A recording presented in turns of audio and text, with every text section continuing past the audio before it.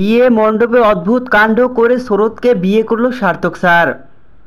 বিস্তারিত সম্পূর্ণ জানতে হলে ভিডিওটি না টেনে দেখতে থাকুন শেষ পর্যন্ত। মিঠি জোড়া ধারাবাহিক ইতিমধ্যেই তো আমরা দেখতে পাচ্ছি যে শরৎ ও সার্থক স্যারের গায়ে হলুদের অনুষ্ঠান সম্পূর্ণ হয়েছে। এমনকি তাদের বিয়ে উপলক্ষে সমস্ত নিয়ম মেনেই বিয়ের অনুষ্ঠান চলছে।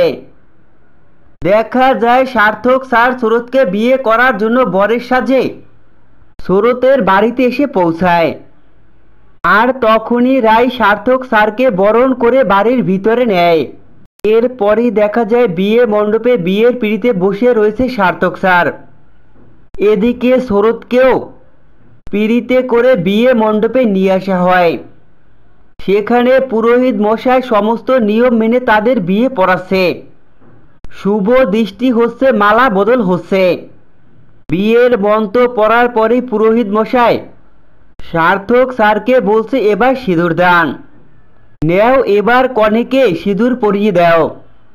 দেখা যায় পুরোহিত মশাইয়ের কথা শোনার পরে সার্থক স্যার সিঁদুরের কৌটা হাতে নিয়ে শরতের সিঁথি সিঁদুরে রাঙিয়ে দেয়।